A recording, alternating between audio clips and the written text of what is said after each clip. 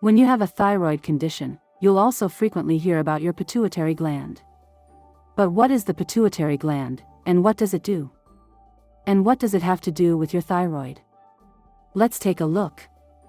The pituitary gland is a tiny organ housed deep in your brain. Known as the master gland, it produces hormones that direct other glands in your body to function properly.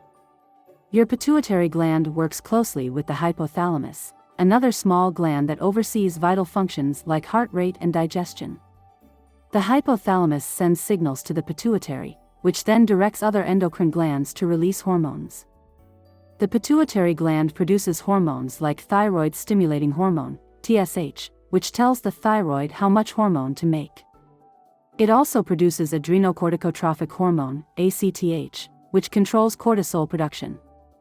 It also regulates growth, reproduction, water balance, and more. Then we have growth hormone, GH, which stimulates bone and muscle production and helps with fat distribution. Antidiuretic hormone, ADH, is also called vasopressin. This hormone regulates the balance of water and sodium in the body. The pituitary gland also produces follicle-stimulating hormone, FSH, which supports sperm production, egg maturation in the ovaries, and estrogen. Luteinizing hormone, LH, makes testosterone in men and stimulates ovulation in women. Another pituitary hormone, prolactin, primarily stimulates milk production after childbirth and influences male and female hormones that can affect sexual function, fertility, and menstruation. And finally, there's oxytocin, which is responsible for labor progression, breast milk production and flow, and bonding between a mother and baby. The hypothalamus-pituitary-thyroid axis, known as the HPT axis, ensures your thyroid hormones are at the right levels. If levels are too low, the pituitary releases more TSH. When thyroid levels are high enough, the system signals to slow down TSH production in a feedback loop.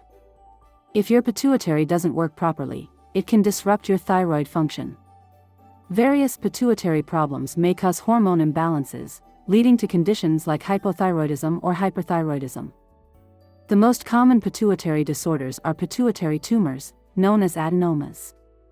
Fortunately, 99% of pituitary tumors are benign and considered non-functional, meaning they don't produce excessive amounts of hormones. About 10% of the population has these small, non-functional pituitary adenomas. Usually they're found during brain scans for other issues.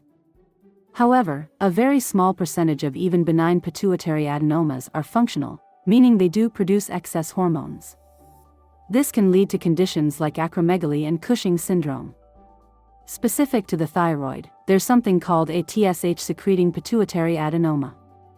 It's benign and rare, but can lead to excess TSH production. This causes the thyroid gland to enlarge, known as goiter, and can cause hyperthyroidism, an overactive thyroid gland. If you suspect your thyroid isn't functioning well, a complete thyroid blood test panel, with TSH, free T4, free T3, and thyroid peroxidase TPO antibodies, is the best place to start. It can help identify whether your pituitary or thyroid is out of balance. Your pituitary gland may be small, but its role in maintaining balance in your body is enormous. Stay informed and take care of your health. This video has been brought to you by Paloma Health, the nation's leading medical practice dedicated to hypothyroidism care. Learn more at www.palomahealth.com.